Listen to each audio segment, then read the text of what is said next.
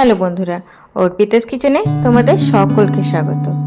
Chicken mutton তো আমরা সবসময় খেয়েই থাকি, কিন্তু এই সামনের শীতে একবার তোমরা হাঁসের মাংস খেয়ে দেখো। খেতে কিন্তু দারুণ স্বাদের হয়। আলু দিয়ে হাঁসের মাংসর পাতলা করে ঝোল, দুর্দান্ত স্বাদের খেতে। গরম গরম ভাতের সঙ্গে এক বাটি যদি এরকম হাঁসের মাংস পাওয়া যায়, তাহলে দুপুরের খাওয়া হোক কিংবা রাত্রের ডিনার একদম পুরো জমে যাবে। তো তোমরা কে কে হাঁসের মাংস খেতে ভালোবাসো আমাকে কমেন্ট করে কিন্তু প্লিজ জানাবে। আর এরম পদ্ধতিতে হাঁসের মাংস রান্না করলে কিন্তু খেতেও হবে খুব সুস্বাদু। তো চলো দেখে নাও কিভাবে আমি এই রান্নাটা করি। তো প্রথমে একটা কড়াইয়ের মধ্যে বেশ খানিকটা সরষের তেল নিয়ে তার মধ্যে দিয়ে দিলাম টুকরো করে রাখা আলু। একটা আলুকে দু টুকরো করে নিয়েছি, বড় বড় করে আলুগুলো টুকরো করতে হবে। এবার আলুগুলোকে দেখো লাল লাল করে খুব ভালোভাবে ভেজে নিয়েছি। এখানে তোমাদেরকে বলে দিই, আমি কিন্তু এখানে প্রায় 4 কেজির মতন হাঁসের মাংস রান্না করে নিয়েছি।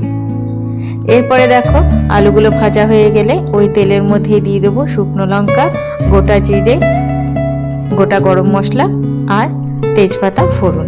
তারপরে দিয়ে দিয়েছি চিনি। ফোড়নটা খুব ভালোভাবে হয়ে গেলে এখানে কুচিয়ে রাখা পেঁয়াজ আর কাঁচা লঙ্কা দিয়ে দিয়েছি। পেঁয়াজটা ভালোভাবে ভাজা ভাজা হয়ে গেলে দিয়ে দেবো এখানে একটা মশলার পেস্ট। এখানে আছে জিরে, ধনে, শুকনো লঙ্কা, আদা আর রসুন একসঙ্গে মিক্সির মধ্যে নিয়ে পেস্ট করে নিয়েছি। সেই পেস্টটা দিয়ে দিয়েছি। এরপরে দেওয়ার পরে আমাদের কেটে ভালো করে ধুয়ে রাখা হাঁসের মাংসগুলো কিন্তু দিয়ে দিয়েছি। দিয়ে এবার মশলার সঙ্গে আর পেঁয়াজের সঙ্গে মাংসগুলোকে খুব ভালোভাবে কষাবো।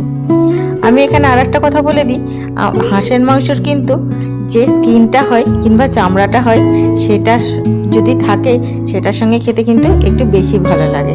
তাই তোমরা যখন হাঁসের মাংস কাটবে তাহলে চেষ্টা করবে যে এই স্কিনটা যেন মাংসর মধ্যে থাকে। দেখো 5 মিনিটের মতন কষানো হয়ে গেলে এবার দিয়ে দেবো স্বাদ মতন লবণ আর পরিমাণ মতন হলুদ। লবণ হলুদটাকে দিয়েও এবার মাংসটা খুব ভালোভাবে কষাবো। হাঁসের মাংস কিন্তু যত ভালোভাবে কষাবে ততই কিন্তু মাংস থেকে তেল ছাড়বে আর তত কিন্তু সুস্বাদু হবে খেতে। দেখো লবণ আর হলুদ দিয়ে খুব ভালোভাবে আমরা কিন্তু মাংসটাকে কষিয়ে নিচ্ছি। মাংসটা খুব ভালোভাবে কষানো হয়ে গেলে এবার রঙের জন্য দিয়ে দেবো কিছুটা পরিমাণে কাশ্মীরি লঙ্কা গুঁড়ো। এবার কাশ্মীরি লঙ্কার গুঁড়োটাকে দিয়েও মাংসের সঙ্গে খুব ভালোভাবে কষিয়ে নেব।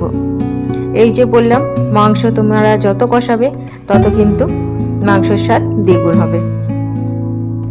এই মাংসটা অনেকে প্রেসার কুকারে দিয়ে 4 থেকে 5টা সিটি দিলে কিন্তু তাড়াতাড়ি হয়ে যায়, কিন্তু আমরা এখানে কড়াইয়ের মধ্যেই কিন্তু করে নেব। এবার দেখো মাংসটা প্রায় 15-20 মিনিট কষানো হয়ে গেলে ওর মধ্যে দিয়ে দেবো 2টো বড় সাইজের টমেটো।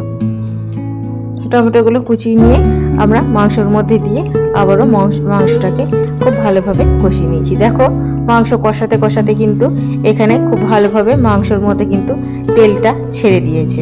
তোমরা দেখেই বুঝতে পারছো যে মাংসটা কত সুন্দরভাবে কষানো হয়ে গেছে। এবার ওর মধ্যে দিয়ে দেবো আগে থেকে ভেজে রাখা আলুগুলো। আলুগুলো দিয়েও মাংসের সঙ্গে খুব ভালোভাবে মিশিয়ে নেব।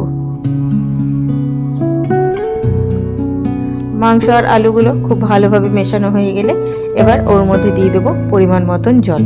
ওই যে বললাম প্রেসার কুকারে দেবো না, কড়াইয়ের মধ্যেই কিন্তু মাংসটা আমরা সেদ্ধ করে নেব।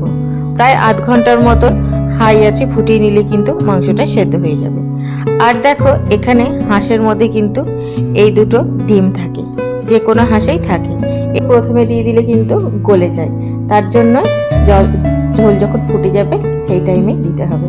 দেখো আমাদের মাংসের ঝোল কিন্তু ফুটে মাংসগুলো খুব ভালোভাবে সেদ্ধ হয়ে গেছে। আর নামাবার আগে একটুখানি গরম মশলা দিয়ে মিশিয়ে দিলেই তৈরি হয়ে গেল আমাদের হাঁসের মাংস আর আলু দিয়ে পাতলা ঝোল।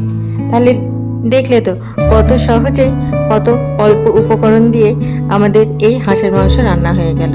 তাহলে তোমাদের যদি আমার রান্না ভালো লেগে থাকে তাহলে লাইক, শেয়ার, সাবস্ক্রাইব করে আমার পাশে থেকো। Thank you.